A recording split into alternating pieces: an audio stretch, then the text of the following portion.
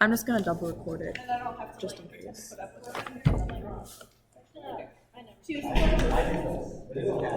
Yeah, it's 3D CAD model.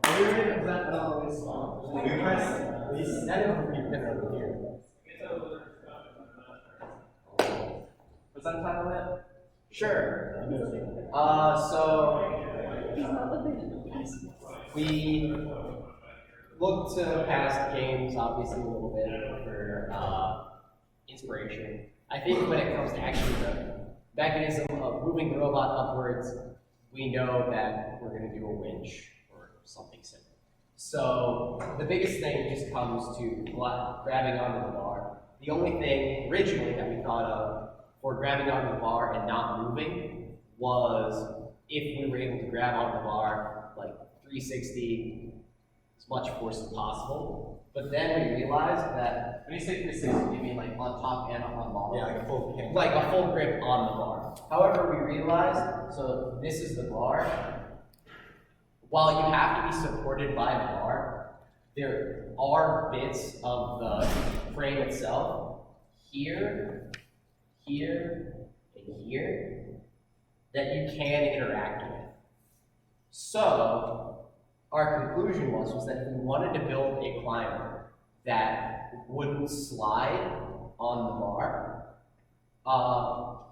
that if we were to do something that had been done in the past, which was have carabiners that if this was the bar, the face of the carabiner that like kind of clicks down, just presses upwards on that.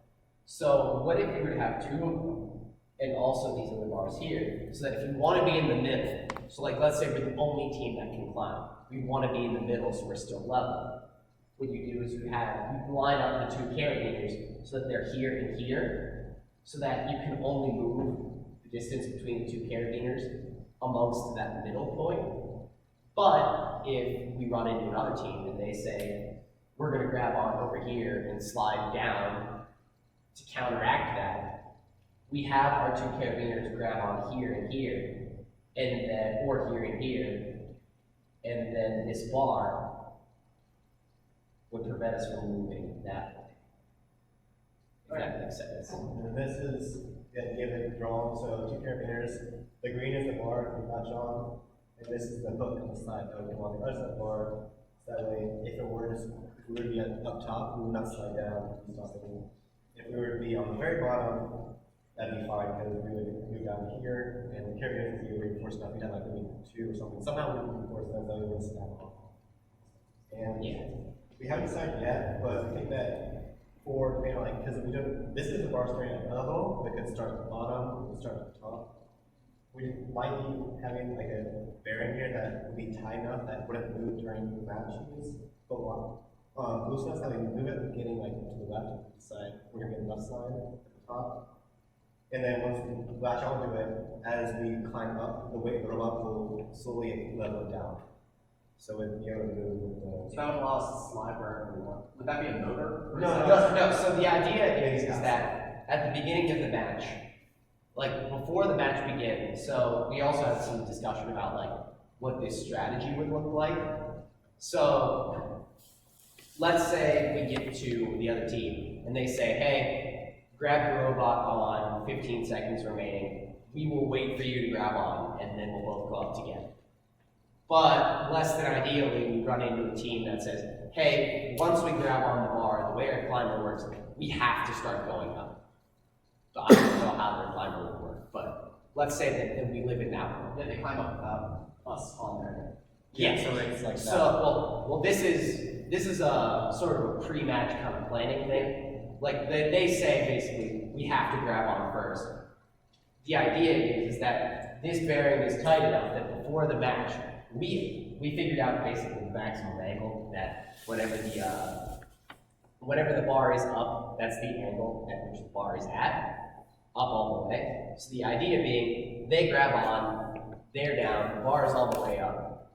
So if this is the bar, this bearing is tight enough that during the match it's not going to move. However, before the match, we press down on the bar so that it's like this, so that whenever this bar comes up, both of the carabiners hit at the same time actually gripping the bar, both of them gripping the bar, instead of, if we stayed level, one carabiner would hit first, and now we're hanging by one carabiner.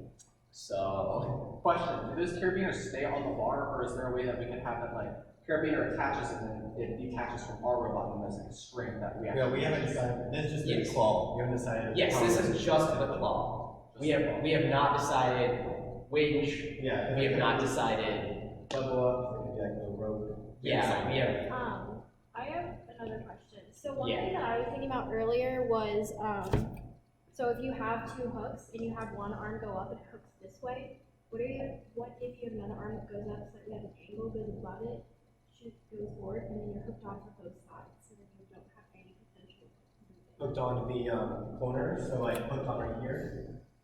No, like you have, Just you're the holding regular on arm. like this, like different Oh, like, ways the claws are facing. I mean, that required two Right, configurations. And This this one we is one. drive forward and it hooked on okay. at a particular angle. yeah. Because the bar only moves, that way it doesn't spin, right? Right. The idea here, a little bit, is just that this requires there's a little bit larger of a margin for error than gripping the bar like that. Right. Yeah, this requires driving forward and you're on. Especially because, unlike in past games where a lot of teams did do it that way, there was a wall right there that Yeah. was always the same distance away. This is a bar floating in the middle of the field. There's pretty much no, Well, there's, yeah, Well, So we- unless you wanted to use the posts to support the structure along that way. that's true. But those Yeah, are still awkwardly placed away. Yeah. We've got another like one of these bars on this side, keep one on the other side. We could maybe once we get it thinking, we could even get rid of that and just go on from the other side. Because we say both. But having that freedom to go on each side. So if you have two carabiners on and then the thing's on the end, like what happens if you're trying to hook on this end and then you have this thing here? Isn't that like where the bar is supposed to be? Are they movable? So, if you're driving on, this is, because if you're driving, Oh, it's just like a seat. yeah, you're driving forward. Okay, okay. So that looks around the bar. Yeah, so you're driving this way. So this is just on the wall. All you have to do is aim, that way the bar is in between these two. Which we don't know how. We don't know, what the distances yet, but that's the one you can do. yeah. Sorry if I'm asking you to repeat yourself. Did you come up with a strategy on how to level a bar if it's not level already, or to grab a non-level bar? We would hopefully. Yeah, we, That would probably be explained in the beginning, where it's like the bar, the other team would say, we're climbing to bar, but not level, and we would manipulate the climber to be at an angle already. So Okay. it hooks on, it's at an angle. yeah, the only way I can see a successful way of climbing at a bar that's already not level would be to have each of the points that it grabs on moving on its own independent axis. Which now you're just adding more and more. So the plan is just to only climb on a level bar. Is that what I heard, or? Climb on a level bar, or if we're planning on not climbing on a level bar, Okay. then we have that ability. But we have to know that ahead of time. Right, we need to make that decision. Okay. And I think that this is something that teams are going to be willing to cooperate on. I don't think anyone's going to lie to you and say, No, that's fair. Jared, Why not just have that tube, the joint that you're talking about be flexible and just spring load it to center? So if you go up, so it's in the middle, if you go up and it's leaning this way, the first carabiner pushes on, it clips in, and the second carabiner clips on if you keep raising the arm. That could be a possibility. Rather than trapping yourself into, because if you say, oh, we're only going to climb if it's at a 16-degree angle and your partner's climber breaks, you have 0 climbs rather than 1. But trapping yourself into a certain thing happening on the field feels like a bad decision. We'll add that in. Yeah, Okay. you might need to help us with that. Develop that idea. Well, it just sounds like if you just rotate the carabiner, so rather than drive into it, if you're under it, maybe make it at a different angle, so if you go straight up and it's like right on top of it, it like latches. Right? So that way you can just keep going, even if it's like in this position, it'll latch early. Well, then the problem with that is that if no one else is on the bar, okay, well, it depends on the compliance of that carabiner. In regards to that, you might just push the bar up. But eventually it has to stop. But eventually, that's correct. Why are we using carabiners out of curiosity? Like, It's an easy latching. It's an easy latch effect. why do you can't want? it latch? Why can't it just be a hook? Why can't it just be a hook? Why does it have to latch on? Like, You could, but Safety? you just drive in and done. You could hook, then you need to go up and then down. Yeah. Yeah, that's, when it comes to hooks, that's the problem. How is that a problem though? I don't see it as a problem, because I agree you have to go down with this anyhow. Yeah, like, I don't see it as a problem at all, because at that point, you can drive to where, you can drive your hook to where this is, so you know to line up, and then you go down. Could do that. But if you Move your arm up. but if you have a carabiner, so you hit it, now you're latched. Not necessarily, like, if it doesn't open and everything, Well, when it's open, that's down there, when it's open. Otherwise, it's broken. Do we have time to get the right type of carabiner in 3 days? I assume I'm it's actually not optimistic about that. I think that's a good point.